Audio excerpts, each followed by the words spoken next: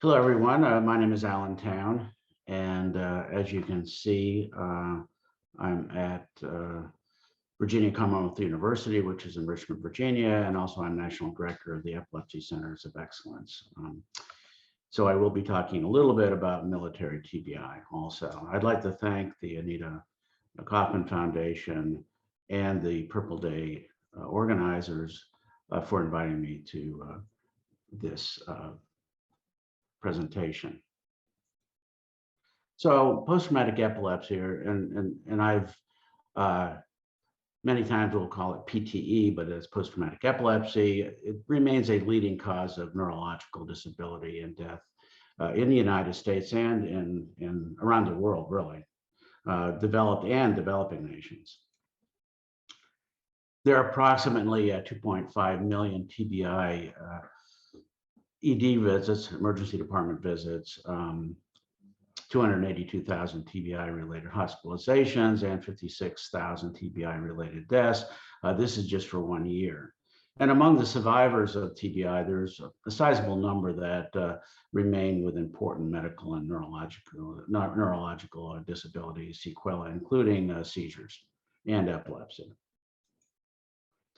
Going a little bit into the history, Hippocrates is always somebody who first noted things. So Hippocrates did recognize that TBI had been associated with the development of epilepsy, but it really was under-recognized. And in the mid-1800s, a series of 67 patients was described by the French physician laureate.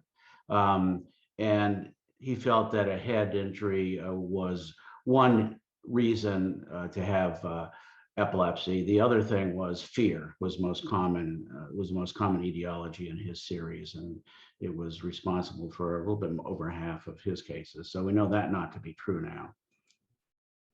Post-traumatic epilepsy is a disorder characterized by recurrent late seizures, and I'll mention that, what I mean by late seizure episodes, and it's not attributable to another obvious cause in patients with TBI. So there is a distinction to be made between post-traumatic epilepsy, which I mentioned before, are recurrent unprovoked seizures following a traumatic brain injury, and seizures that are seen immediately following a head injury. So many times right after the incident, you may see immediate seizures. So those are seizures by definition occurring less than 24 hours after the injury. And then you can have early seizures occurring between 24 hours and 7 days. And then the late seizures, and that's really what we're going to be focusing on. It is felt that the seizures occurring right after the event does not necessarily predispose to having epilepsy or recurrent seizures. So as I mentioned before, immediate and early seizures are believed to be the result of the acute injury and do not constitute epilepsy unless it recurs.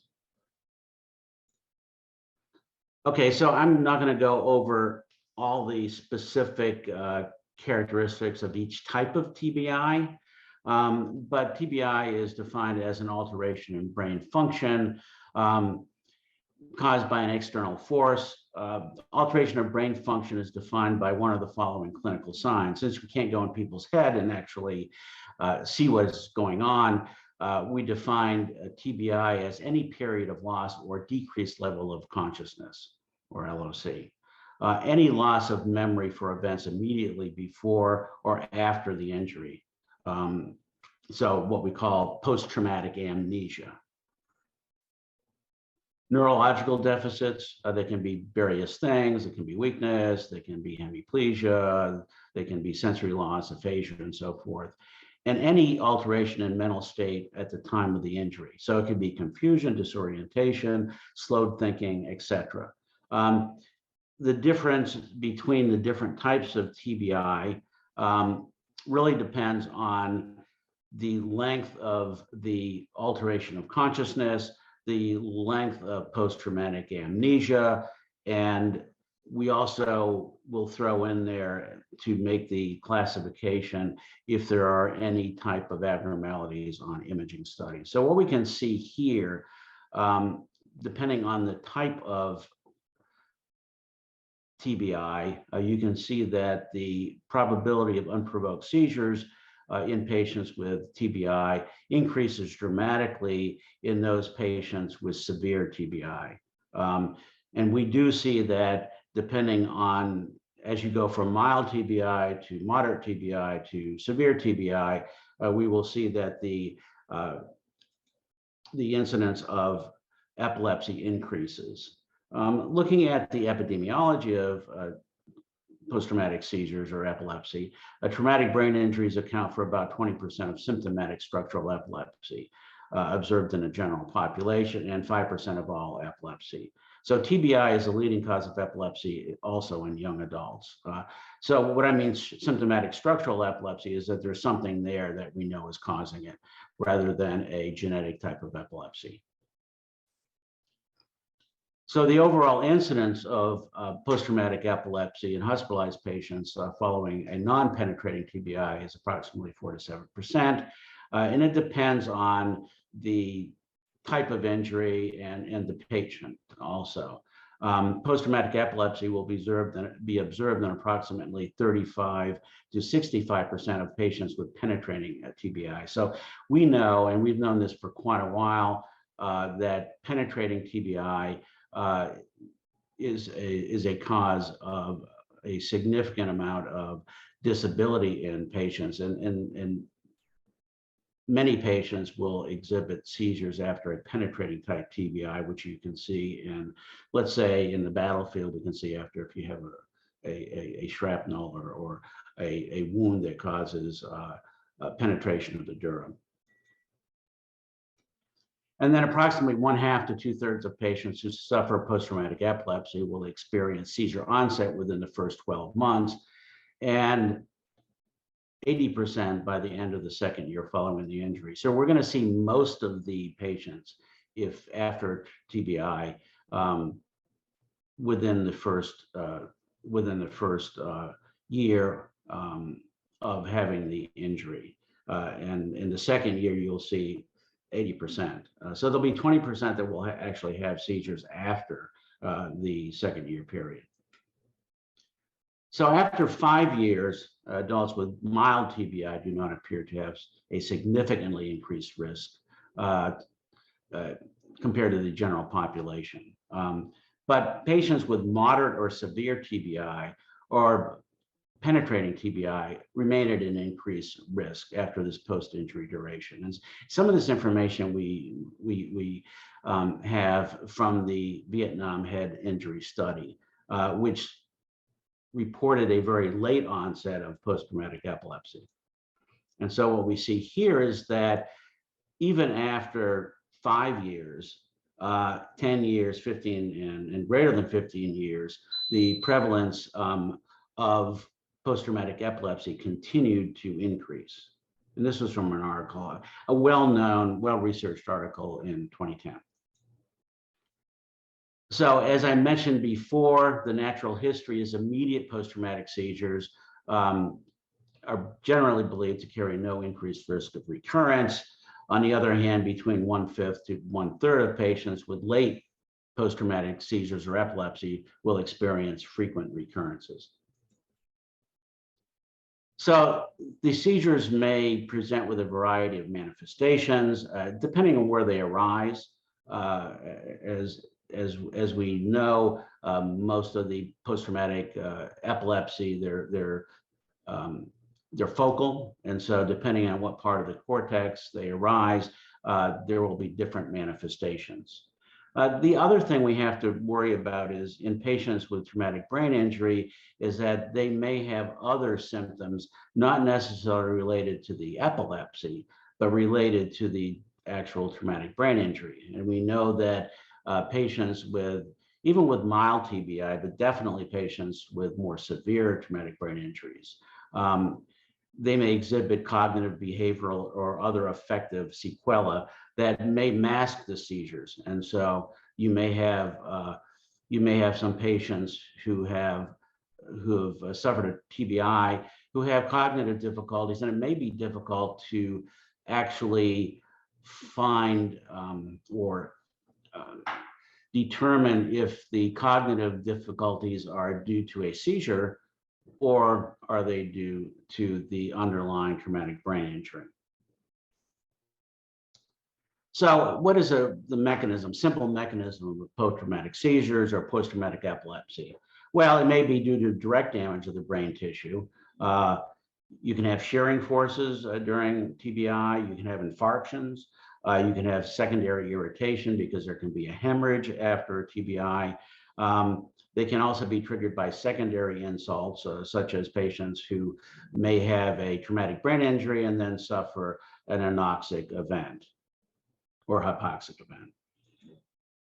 So looking at what we have been doing at the VA, and again, many of these things can be brought over to the civilian side, although obviously sometimes the TBIs, the mechanisms are a little bit different and the etiologies are different. But as you can see here, TBI in Iraq and Afghanistan, in the Iraqi and Afghanistani veterans is relatively significant.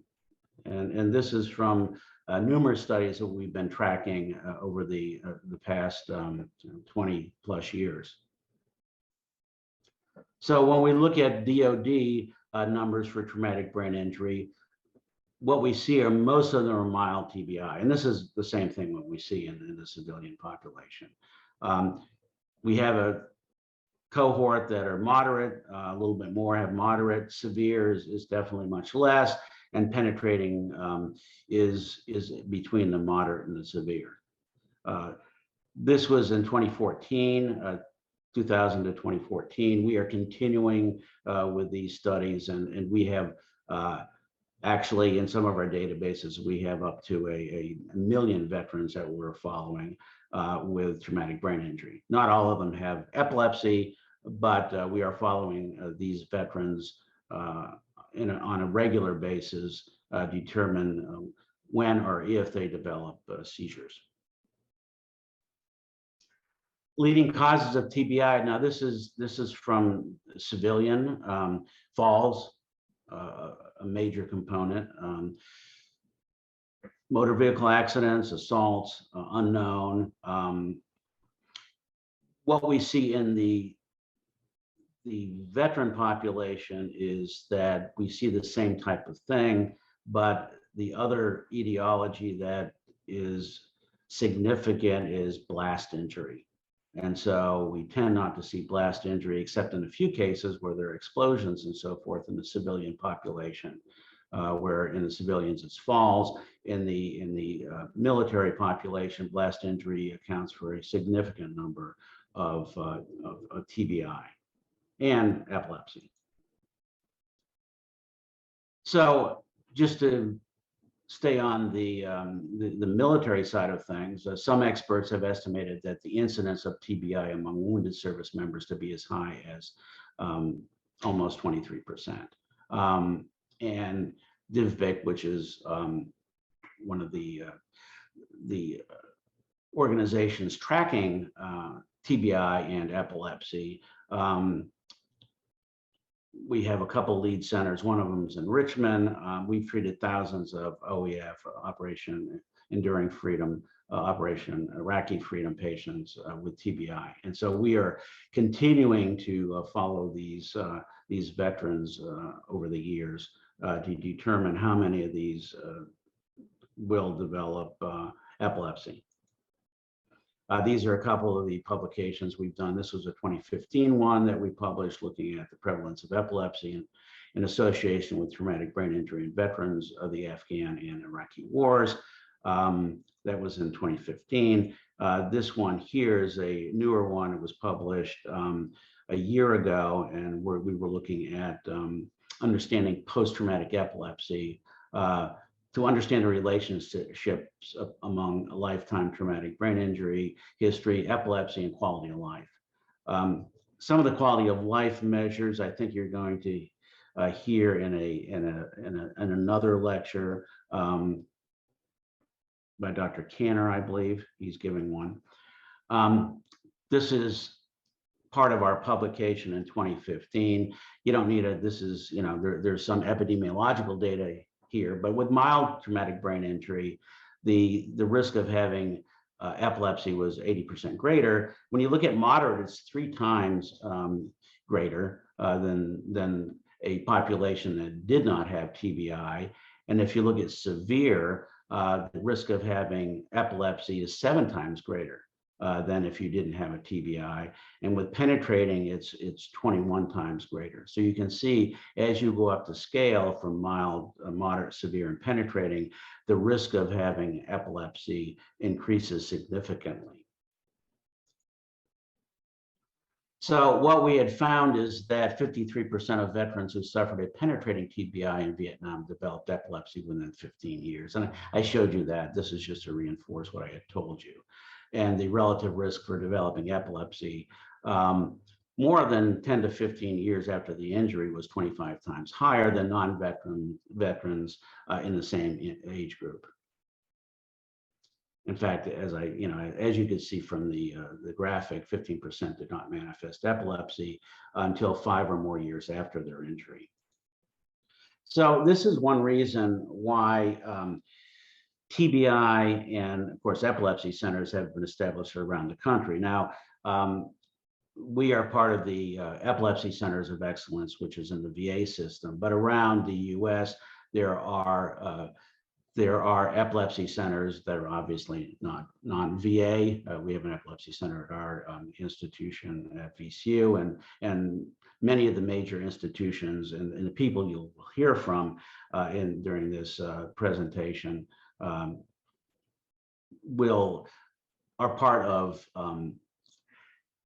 they're part of institutions that do have centers of excellence that treat patients with epilepsy, and also many of the institutions will have TBI centers. And so it's very helpful. We've found it's very helpful to combine the expertise of TBI experts along with epilepsy experts. I'm going to mention a little bit about blast injury because it is an important aspect of epilepsy in service members. Basically, you have a overpressurization, and then you have maybe projectiles from the overpressurization, and then you can have the individual, the soldier, thrown against an object, and then there can be burns and so forth. And so there's the mechanism of this makes it difficult to say what caused the epilepsy if there is TBI secondary to blast injury, because you have a couple different reasons that they could develop epilepsy, because there are multiple reasons that the brain can be involved. This is just showing a graphic where you have a blast wave, and then there can be a secondary blast injury if there's shrapnel or something like that, and then a tertiary one if you are thrown against an object, a tree or whatever. We do see the same type of thing in explosions in the civilian sector too, but it's much less prevalent. But we do see it. But there certainly were head injuries during the Madrid bombings and also in the Oklahoma City bombings that had the hallmarks of blast injury. I'm just showing you this one during one of my deployments. This was a blast injury caused by a vehicle-borne IED, and you can see the vehicle was actually blown up, and then our Humvee was there. I wasn't in the Humvee, but one of my colleagues was, and this is what the Humvee looked like. Fortunately, everyone lived. Obviously, they suffered a TBI, but the This was a reinforced Humvee, and it protects pretty well against certainly direct injuries of blast, but there's certainly the shock wave that goes through the whole vehicle. But these people lived and did pretty well. We do know that blast exposure can affect the brain, and it can look similar to those diseases such as Alzheimer's disease and Parkinson's disease, as well as ALS. So there is a significant, even if you're not thrown against an object, there's significant changes in the brain seen after a blast injury just due to the shock wave. Now there is a overlap between TBI and PTSD and acute stress reaction. Dr. Kanner, I think, is probably going to delve more deeply into this, but even within the civilian population, especially with motor vehicle accidents, I do see patients who have acute stress reaction and PTSD as a result of a motor vehicle accident.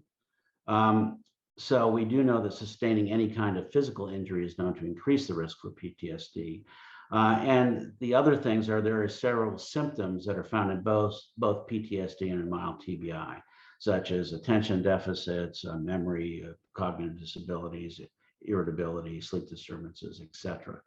So even within the civilian population, there may be a component of a psychological component that may confound some of the symptoms that you may think are seizures, especially if they're focal seizures, and PTSD.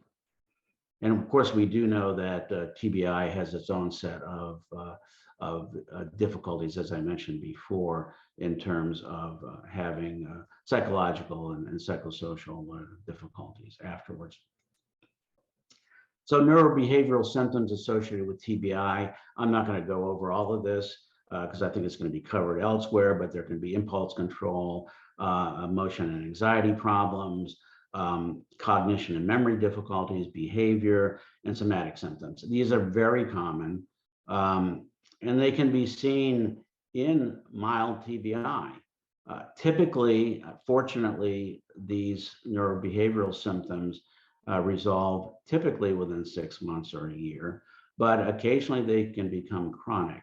And especially if there is if the patient has had prior history of psychological or psychiatric difficulties. What are risk factors for late post-traumatic seizures or post-traumatic epilepsy? That's what we're talking about. Well, age, children have a lower risk of PTE. Alcohol use is associated with an increased risk of PTE. Family history, there probably are variables, genetic variables, and that's something we're also looking at that may increase the chances of patients having PTE. There are also some biochemical markers that have an increased risk of late PTE. One of them is a ApoE allele. Other characteristics, injury characteristics. Well, certainly, as I mentioned before, if you have intracranial involvement, that increases your risk significantly. Depressed skull fracture, increased injury severity increases your risk for PTE, focal contusions, focal hyperperfusion that you can see, especially if the blood vessels are involved or if there's a hemorrhage, and dural penetration. So I'm going to mention briefly, and again, I didn't see it in the agenda, but it may be covered, but PNES or psychogenic non-epileptic seizures. They're also often called pseudo-seizures or psychogenic seizures, are terms used for episodic behavioral events which superficially resemble seizures, but are not associated with paroxysmal activity within the brain. So non-epileptic seizures, epileptic seizures may be psychogenic, but the other things you have to look for is in the differential is that they may look like other things that are non-epileptic, such as syncopal episodes, fainting episodes, cardiac attacks. And, it's not unusual to have PNES associated with patients who actually have epileptic seizures. Okay, so the differentiation between the two sometimes is very difficult to determine just based on the basis of clinical characteristics. And so in many of these cases, EEG monitoring, especially with video, is often helpful in establishing the diagnosis and probably is essential in establishing the diagnosis. Many of these patients we admit to our epilepsy monitoring unit so they can have video EEG, prolonged video EEG. This was a study that was done by one of our colleagues. This was comparing veterans and civilians admitted to the epilepsy monitoring unit. Psychogenic non-epileptic seizures were identified in 25% of veterans and 26% of civilians, so very similar. But that's still a lot. So you have 1/4 of patients who were admitted to the EMU who had PNES. Now, some of these, as I said before, had recorded electrographic seizures too, but a fair amount of these just had psychogenic non-epileptic seizures. 58% of veterans with PNES were thought to have seizures related to traumatic brain injury. In the veteran group, PNES was the single most common discharge diagnosis and more common than the discharge diagnosis of epilepsy. So they were admitted to the EMU for various different reasons. I mean, and some of these patients actually had syncopal episodes or non-epileptic type episodes that were not PNES, but PNES is very common. We also know that PTSD has been shown to be a significant risk factor for developing PNES. And again, as I said before, this can be seen both in the civilian population and in the veteran population. So the EEG provides valuable information for localization, for severity prognostication, and it may identify the presence of non-convulsive seizures. So these are seizures that you don't see any overt manifestation, especially in patients who present with episodes of impaired consciousness. So the utility of EEG in predicting post-traumatic epilepsy or post-traumatic seizures following a seizure-free period has not been established. We're looking, there may be some biomarkers. There's an ongoing study now that we're participating in, looking at various biomarkers. And the second stage of this study will be looking at electrographic markers to try to determine if we can predict the patients who may develop post-traumatic epilepsy after TBI. So as I mentioned before, it's useful if it's actually, if you can see it, if you actually capture abnormalities, but again, it can't prognosticate, and this is after Dan Lowenstein's work. So a normal EEG may precede post-traumatic epilepsy onset and felt to be a favorable prognosis. But you need to evaluate. EEG is just a tool in our armamentarium in diagnosing and properly treating epilepsy. So the utility of interictal EEG, so in between the seizures, is limited. It's in many of our traumatic brain injury patients, especially the more severe ones, the EEG is many times abnormal, but doesn't necessarily indicate that the patient is going to have seizures or not. It usually reflects the damage done by the TBI. Interictal activity can be seen in about 50% of single awake recordings in adults with epilepsy. Many times, if we include sleep, the yield is much greater. Also, the more recordings you do, two is better than one. This will increase your yield. The other thing is that if the routine EEGs or the sleep-deprived EEGs or multiple routine EEGs don't yield a diagnosis, we employ frequently ambulatory EEGs, which are 24 to 72 hours. The other thing is that we do have home EEG monitoring, and pretty much most of the epilepsy centers have either home monitoring, and the epilepsy centers do have long-term monitoring, which are epilepsy monitoring units. But sometimes that home monitoring is helpful because the patient is in their surroundings that they feel comfortable with, and sometimes we found that may be more helpful than even in the hospital surroundings. So Ann Hudak, which is one of my collaborators in Richmond, described the utility of prolonged video EEG monitoring in the clinical management of paroxysmal behaviors in TBI survivors.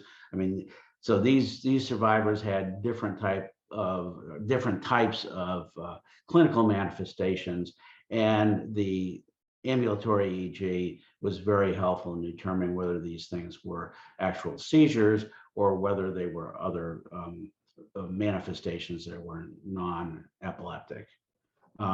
Monitoring was conducted for an average of 4.6 days and was successful in establishing a diagnosis in over 80% of cases. 62% of the evaluated of the patients had focal seizures. Generalized, they were probably, with these 6%, probably focal with very quick spread. So it was difficult to know. It was difficult to see where the onset was, because it was probably very deep cortical propagation. And 33% had PNES. So management of post-traumatic epilepsy, well, basically establish the diagnosis.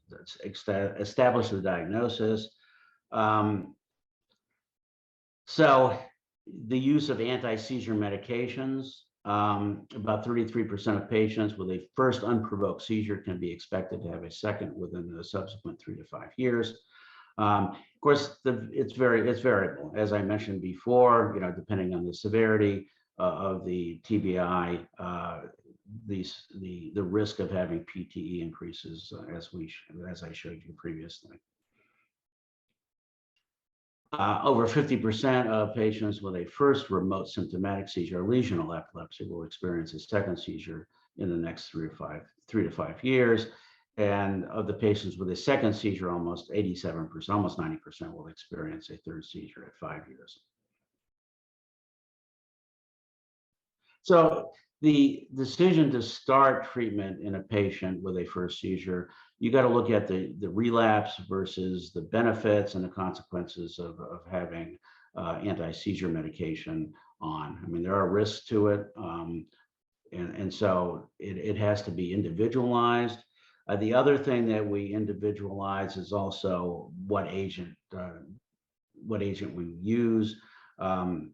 With post-traumatic epilepsy, the patient has at least one comorbidity.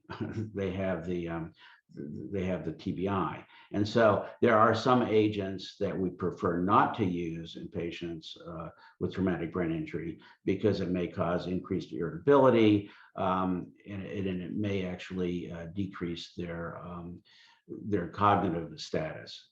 I'm not going to go into all the medications that we use. That's a lecture in and of itself. And I believe that there's another lecture that's going to be going over some of the medications that can be used for patients with seizures. But basically, when we look at it, is the response to anti-seizure medication. The first drug, many patients, 60% will be managed appropriately. Managed meaning they won't have seizures. Second drug, another 20%, and the third drug, less than 10%. And then additional drugs,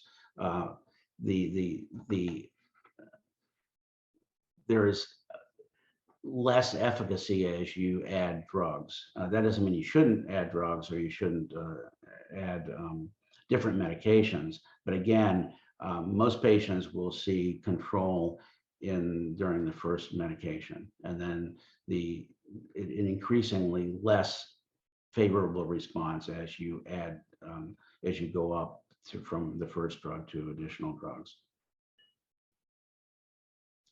So about 20% of patients are refractory, meaning they continue to have seizures. Okay, I'm going to just show you this graph since there's another lecture that will go over these things. But really, when we're looking at the types of seizures and the medications, there's a lot to choose from. With post-traumatic seizures, we're looking at focal seizures, so either focal aware, focal impaired, or impaired consciousness, or evolution to convulsive tonic-clonic seizures. And as you can see, there's quite a bit of medications we can choose from. Other approaches, non-pharmacological approaches to the management of post-traumatic epilepsy, lifestyle modifications. There is going to be a lecture on ketogenic diet. There also going to be a lecture on the vagus nerve stimulation for seizures. I'm going to mention briefly cognitive behavioral therapy for PNES. We're currently piloting a program for PNES and with cognitive behavioral therapy. It's been around for a while. Dr. Kurt LaFrance up in Rhode Island has developed a cognitive behavioral therapy for psychogenic non-epileptic seizures that has been quite successful in alleviating these type of events. There are also surgical treatments I'll mention briefly, and then there are other new stimulation modalities. I mean, the vagus nerve stimulator has been around as a device, been around for the longest as a device. So surgical treatments can be very helpful in post-traumatic seizures. Basically, there's surgical excision of the seizure focus. Certainly is an important treatment option for certain patients with refractory PTE. We have seen seizure freedom in many of our patients after the resection of the surgical area. Other types of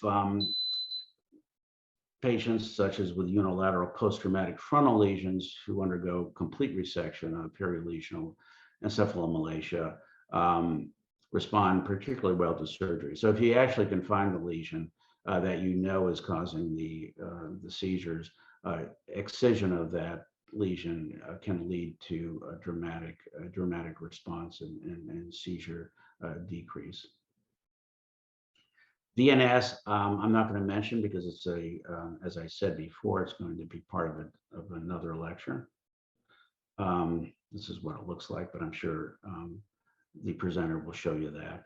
The RNS system is a responsive neuro system that is intracranially implanted. Over the area, we have to find the ictal area, and the device finds a seizure, detects a seizure, and stops the seizure. And you can query this device and actually find out how many times it is stimulated. So it's actually helpful to determine how many seizures the patient is having, because it may terminate the seizure before the patient can actually feel it.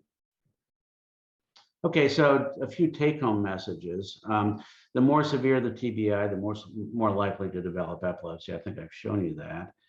We don't really have a prophylactic treatment for PTE. There's nothing we have found that can prevent post-traumatic epilepsy. PTSD and PTE may coexist, and again, the diagnoses, it may make the diagnosis difficult, especially if somebody has both of these things, and trying to determine if the events, unusual events they may have, are actually due to seizures or they're due to the PTSD. And then we need to evaluate patients with intractable epilepsy with video EEG monitoring. So the gold standard for the diagnosis and treatment of intractable epilepsy, intractable PTE, is epilepsy monitoring. Okay, certain areas of research that we're looking at right now. We're looking at different type of neuroimaging techniques.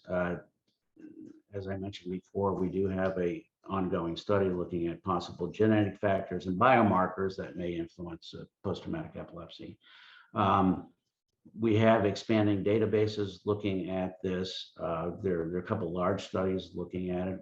One of them is the Limbic Sensi study, which we're part of. It was about a $50 million study to look at post-traumatic epilepsy and TBI. We need to look at long-term cognitive outcome and PTE. Pnes I mentioned before. We're looking. We have some studies looking at the Pnes prevalence and treatment of that, as I mentioned before. And what we'd really like to do is develop modalities to prevent the seizures from even happening, prevent PTE. And again, that's we haven't found that yet, but hopefully in the future we can. So I'd like to thank you for your attendance, and I hope that this has been useful.